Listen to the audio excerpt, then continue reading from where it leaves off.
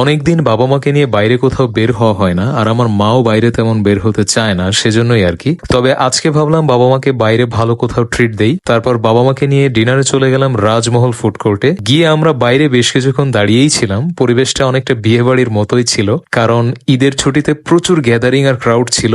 অনেকক্ষণ দাঁড়িয়ে থেকে তারপর একটা টেবিল পেলাম কোনো রকমে। খাবার অর্ডার দিতে গিয়েও আরেক হ্যাসেল। ওনাদের মেনু কার্ড মাত্র একটা করে, কিন্তু মানুষ তো অনেক। বেশ কিছুক্ষণ দাঁড়িয়ে থেকে তারপর কোনো মতে অর্ডার দিতে পারলাম। যাই হোক, এরপর মোটামুটি 20 মিনিট অপেক্ষা করে আমরা অর্ডারটা বুঝে পেলাম। আমরা 3 জন মানুষ 3টা আলাদা ডিশ অর্ডার করেছিলাম। এক এক করে দেখাই। আমি নিয়েছিলাম শাহী টিক্কা বিরিয়ানি। এটার মধ্যে ছিল 3 পিস ছোট সাইজের চিকেন চাপ, 1 পিস জালি কাবাব, সাথে ছিল বোরহানি, ধনেপাতা বাটা আর সালাদ। সেই সাথে পর্যাপ্ত পরিমাণে রাইস ছিল, যেটার মধ্যে বাদাম, কিশমিশ আরো বেশ কিছু ইনগ্রেডিয়েন্ট দিয়ে একদম পরিপূর্ণ ছিল। খেতেও যথেষ্ট ভালো লেগেছে আমার কাছে, তবে তেল এবং মশলার পরিমাণ একটু বেশি মনে হয়েছে। এটা আমার পার্সোনাল ওপিনিয়ন, অনেকের কাছে হয়তো এটাই ঠিক লাগবে। প্রাইস ছিল 230 টাকা। আব্বু নিয়েছিল বিফ বাকেট, যেটায় মোটামুটি মাঝারি সাইজের 4 পিস গরুর মাংস ছিল। এটার সাথেও ধনেপাতা বাটা ছিল, চমৎকার একটা ড্রিঙ্কসও ছিল, সালাদ ছিল, সেই সাথে প্রচুর পরিমাণে রাইস ছিল।